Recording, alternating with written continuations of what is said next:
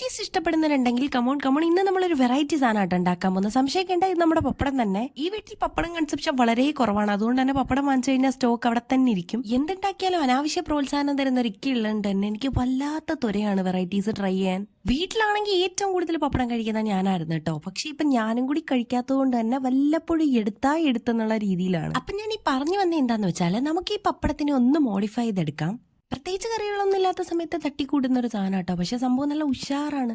അപ്പം നമ്മുടെ പപ്പടം ഒന്ന് ചെറുതായിട്ട് കട്ട് ചെയ്ത് ഒന്ന് ഫ്രൈ ചെയ്ത് മാറ്റി വെക്കുക. ഒരു പാനിലേക്ക് കുറച്ച് ഓയിൽ ഒഴിക്കുക. ചെറിയുള്ളിയും നമ്മുടെ ക്രഷ്ഡ് ചില്ലി ഇട്ട് നല്ല പോലെ ഒന്ന് വഴറ്റി കൊടുക്കുക. ചെറിയുള്ളിയും വറ്റൽമുളകും വരണ്ട് വരുമ്പോൾ ഒരു മണം ഉണ്ട്, എൻ്റെ മോനെ അടിപൊളിയാണ്. അത് വഴണ്ട് വരുമ്പോഴത്തേക്ക് കുറച്ച് മുളക് പൊടി ഇട്ട് നമ്മൾ ഫ്രൈ ചെയ്ത് വെച്ചേക്കുന്ന നമ്മുടെ പപ്പടവും കൂടി ഇട്ട് നല്ല രീതിയിൽ മിക്സ് ചെയ്ത് ഒരു 5 മിനിറ്റ്സ് ലോ ഫ്ലെയിമിൽ വെക്കുക. സംഭവം നല്ല ഉഷാറ് സാധനമാണ് കേട്ടോ. അപ്പോൾ ട്രൈ ചെയ്തിട്ട് ഫീഡ്ബാക്ക് അറിയിക്കുക. അപ്പോൾ ഇന്നത്തെ വീഡിയോ ഇത്രയേ ഉള്ളൂ. വീഡിയോ ഇഷ്ടപ്പെട്ടാൽ സബ്സ്ക്രൈബ് ചെയ്യാം.